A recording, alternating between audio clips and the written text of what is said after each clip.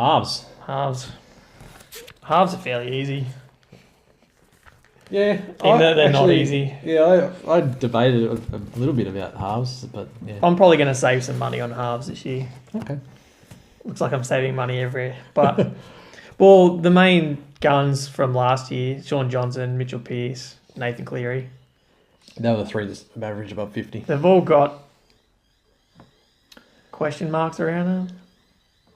Well, Johnson's had some surgery and I don't think it'll affect him starting, but I think maybe he still plays for the Warriors, so that's the biggest issue they've got.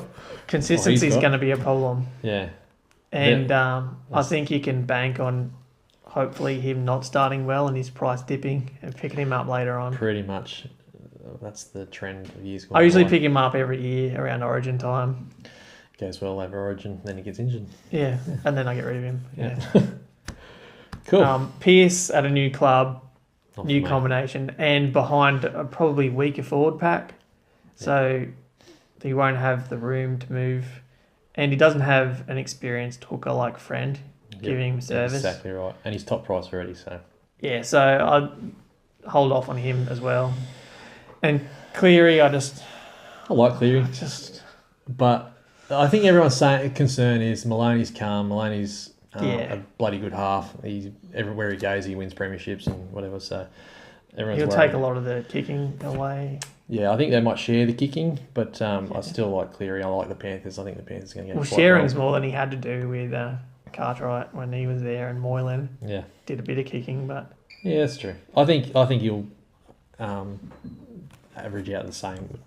But out of those three, I don't know. I like Johnson. I think because he's going to pretty much do everything for the Warriors. So as long as he stays injury free, I think he'd be the one I picked, and then Cleary behind him. But I don't think I'll be starting with any of those three. No, I think I'll maybe a Cherry Evans. Well, there's a few just below that top.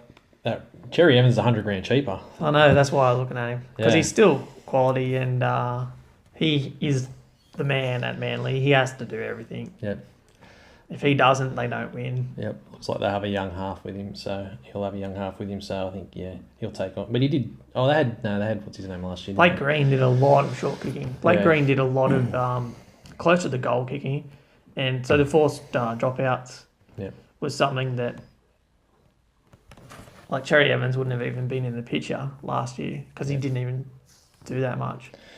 So this year, if he kicks a lot, especially the short kicking and that, hopefully his scores go up. Yeah, there are quite a few just below that 50, sort of around 45 to 48 points average. DCE, Munster, Hunt, Widdop, Milford, Reynolds, Morgan. Out of those, I'd be looking at DCE. People talking about Hunt, but probably want to wait and see at the Dragons. With all those guys, I think you'll get what you pay for. I don't think they'll improve. Yep. They'll get their 45 to 50 points. Their value will stay the same. Yep. So they'll be handy. Yep. But long term, they won't improve your squad. They won't make you money. Yeah. And they're just below that top level keeper, except for DC. Yeah, I think DC will. Well, I think he's got improvement in him. Yeah. And also Jonathan Thurston returning. Oh, Thurston, I forgot about him. He's going to be in my team. Yeah, he's in my team week 1 as well. Big discount on him. We all know what he can do, and he's a couple $100,000 cheaper than the top guns. So, and he hasn't got the worry of Origin or rep footy. So, I think he'll be coming back really strong and fit. He played in the trial last week. Only got 20 minutes or so. So doesn't matter. Yeah, he's got the testimonial coming up. So save himself for that. Yep. So I think Thurston's a good buy. Who else have we got? You got anyone else in the mid-range? There's a couple in the mid-range. Brody Croft. Yeah, played the trials last week, was one of the standouts. And he had a solid average every time he played last year as well. Yeah, when he filled in for Cooper Cronk, he controls the game quite well. For the price, I think his value will go up. And his average around 38. I think he'll end up being one of the top level halves in the comp, to be honest. And with players like Nicarima at the same price, I think Croft's the better bet. Yeah. Just because of the system around him, you know what he's going to produce because he's done it. Yeah. And I agree. I think obviously they've got a lot of talent and development in the Melbourne system. Obviously, Brodie Croft, while he's young, I think he's a teenager still. He wouldn't be the number one halfback in Melbourne Storm if Bellamy didn't think he could do the job. Yeah. And I think, we'll see him average closer to 50, to be honest. We mentioned Nicarima, Mitchell Moses. No. I don't know why I wrote this. I shouldn't laugh because we talked about him last year, but then he started the year rubbish last year. And then he went to Parramatta. He doesn't play well every week. That's the problem, just consistency. But I think he's got potential. He's break evens around 35. And his defence was still a bit iffy. Yeah, I think he'll be a 40-point player. He might improve a little bit, but and Connor Watson at 400k. I don't. He's just untested really at 5'8". Yeah, I think he's got some value there. Average of 27 in a team that's like brand new, really. That's basically been rebuilt. But can he average more than 27 consistently? I don't know what's going on with Brock Lamb. Possibly. We have to. I think obviously that's the biggest problem. Is there's a few young halves at Newcastle who will be waiting for an opportunity to step in and take over. And if Watson doesn't perform well early, then he could find himself on the bench as a utility. Yeah, like he was at the Roosters. Yeah. And he's got some. I read yesterday he's got some ongoing injury that he's been managing. I don't know if it affects his game or not, but I'm still not decided on Connor Watson. Anyone else? A couple of cheapies? Lachlan Croker is the cheapie that I was looking at. Yeah, I think everyone. For Manly. I think, I'll lock that one in.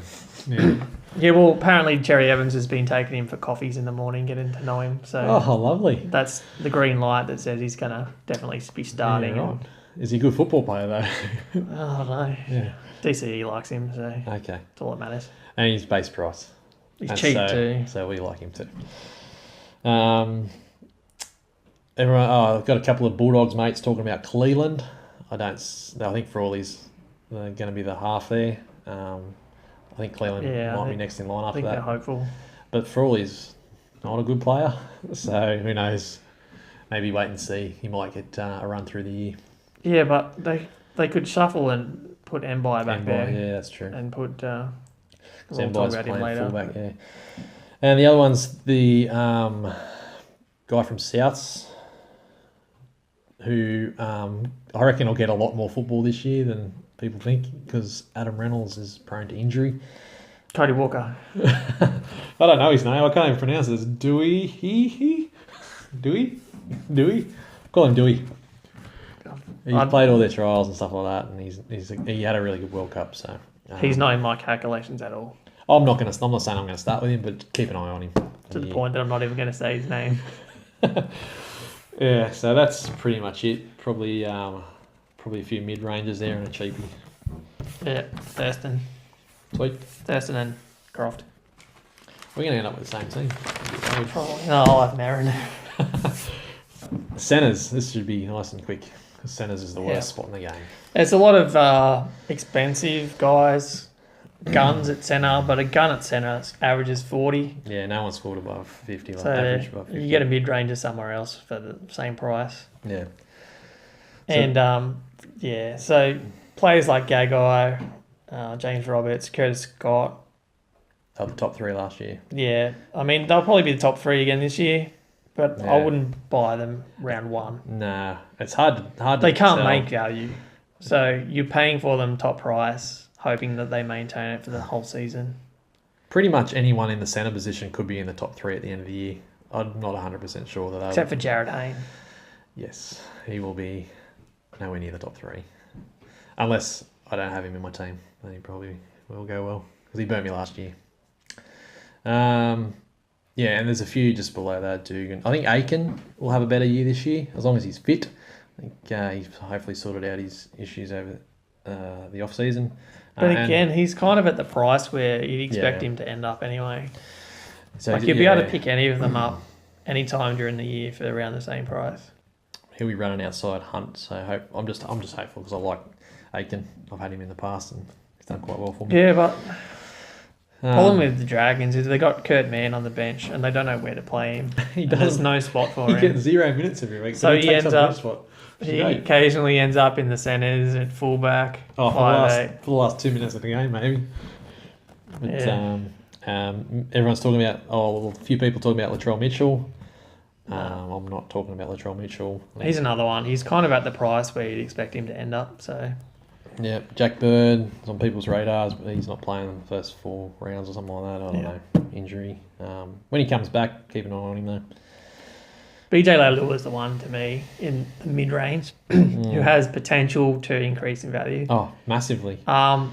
His game fell away a bit last year. The Canberra game fell away a bit last year. Yes, that's the thing. If Canberra go well, Leilua and Croker generally go well. Yeah. And if they both go well, their prices will go up a bit. But again, it's like, do you want to spend that money for a mid-range centre when you could buy a cheap one that'll do nearly the same job? I think Canberra are going to finish in the bottom 3. Really? Yeah, I just don't see them improving at all, to be honest. I'm not going to. Croker or Leilua won't be in my consideration. Mitch Orbison. No. People will be laughing about the suggestion of Mitch Orbison in a solid Roosters team. If he stays in the second row, I think he's averaged around 39. Probably going to stay about that anyway, so he might be a bit expensive. I think the best option is to spend as little as possible in the centres, and then wait and find out who's going to be the top 2 or 3 at the end of the year. So that's what I'll be doing. Yeah, so cheapies to look at. Yeah, I'm looking at the bottom price guys. Yeah. Tani Milne. Yeah. Looks like he's going to be a starter. The Tigers. And, not that they're going to score a whole lot of points just like last year, but I think a starting centre at base price, I'll lock him in. Yeah, lock him in. Peter Hiku is one that he's a bit above base price, but he's still cheap starter. Yeah, I think but he's at the Warriors, so that's your problem there. I think he's playing on Johnson's side though. Not that really matters a whole lot. It doesn't generally. Johnson kicks to the other side. So I remember Carter getting a whole lot of tries and stuff like that. But at that price, and he can score a try. So he's proven that in the past. Yeah, that's right. I think he's got the history to say that he can beat that. Plenty of upside. Average, yeah. Heimel Hunt. No. He's actually a bit more expensive than Hiku. He's $310,000 with a 21 average. I mean, he'll be handy, but I think he's going to get GI's spot while GI's out. Who that's knows? The thing. Who knows when GI's coming back? People like a while back were saying he was right for round 1. He'll be ready to go. I don't think he will be. If GI's not fullback, if he's in the centres, then Heimel Hunt's out. Well, no, I've got GI in the centres, and Heimel Hunt's filling in for GI. That's my. Well, then I wouldn't go near him. Well, yeah, I'm just saying, You can't bet on GI playing a full season these days. So. Oh, you'll go well. Heimel Hunt's not a bad player. Another one at the Rabbitohs is Richie Kenner. Yeah. I think he's guaranteed, or I think he's pretty much first in line for a wing spot. 228. He's come from Melbourne. No, he's come from the Bulldogs, and then the Melbourne Storm before that. And so he's a premiership player. Is he dual position? He is dual position. That's why he's not on my list, because I got him in the fullbacks. Aha. So that's another upside. There's a couple of cheap dual positions. So Hiku's dual position as well, and that Brisbane bloke Jermaine Asako. Yeah, I got him in the wingers fullbacks as well. Yeah, so having that dual position, you'll find we'll talk about it a bit when we do our benches and stuff next week. Dual position is really important. So another one at Brisbane, Tom Opacic. Oh, yeah, he's base price and looking like he might get a start in centre. Yeah, he's starting. That's going to depend on how they line up, whether they got Jimmy Roberts, whether Oates is whether they stick with him in the forwards or if they put him back on the wing. Yeah, okay. Yeah. So that's pretty much the cheapie. That's pretty much the centres. Just get the cheapies and wait and see who are the best at the end of the year. Yeah. Don't spend your money there. That's the biggest spot on your team to save money. Yep, I agree. Wing fullbacks actually are the opposite for me. I don't see much value in wing fullback, so I'm going to go pretty heavy, unfortunately. Yeah, I think I'm probably going to go for a gun or two, and then a whole bunch of cheap guys. Oh, those cheap guys that are those cheap guys that are dual position. Yeah, fair enough. Just because you want to have your Tedesco kind of players who bust tackles and score a lot of tries and points, and at a new club. I mean, there's talk. People are worried: is he going to go better at it, or is he going to go worse? Here's my look at it. He'll score more tries. He only scored 5 last year. Yeah, he'll get more tries. But the thing is, generally, the Roosters will play with better field position, so he won't be catching the ball and running it back 50 metres every set of 6 like he was at the Tigers. Yeah. And so he'll lose some money in maybe metres gained and stuff. And his scores will end up exactly the same. Okay. Yeah, fair enough. I actually think he's going to get better. I think because he gets half his points in tackle busts, I think that'll stay the same. Yeah. But yeah, I think he's going to get a lot more tries this year. So he's going to be one of my fullbacks for sure. I love the bloke. So he's going to get a knee injury or something. Yeah, most likely. Rapana was the actual second best average in the wing fullback spot last year. Lots of tries. Yeah. He needs tries to score well. Yeah. So he busts a lot of tackles as well, but consistently he'll need to score a lot of tries. Yeah, it's a bit of a risk. So the next bloke, Tommy Turbo, is not as big a risk, and he's in the same sort of mould as Tedesco. Yeah. Oh. And he's still got that combination with Jerry Evans up the middle. Yeah, I really like Tommy Turbo. Get, I think Tommy Turbo is going to have another really big year this year. I think he'll be the top one in the top 3 at the end of the year. Yeah, top 2 for mine. Well, that's in the top 3. Correct. No, in the top 3 because there's another bloke further down that might jump in there as well. And just below that, the guys that did pretty well last year, RTS, Slater, Mansell, Walker, probably priced a bit high. They're not the I think they're the kind of guys you'll get what you pay for, and they'll score their average, and you'll be happy, kind of. Yeah, but you may end up stuck with them. Yeah. And then you'll be kicking yourself at the end of the year because while they do a good job, you'll be going, why can't you do a better job like Tedesco and Turbo? Maybe. Mid-range, I think there's quite a few players here. Yes, I suppose. I don't really. Tuilala here is one of them. He's goal kicking for the Tigers. Yeah, he's playing fullback, and I just don't see him as a tackle buster, so I wouldn't probably I'm not looking at expect him to get huge scores. Who else have I got? Oh, Nick Kotrick was around there, but again, he scored a lot of tries last year. At the wing spot. He should still bust some tackles, but at the wing spot, he's too expensive. Probably when we're looking at fullbacks. Kalen Ponga is a hype machine. Everyone's getting on board. And, I don't know if you can afford not to, because if he has a gun season... Yeah.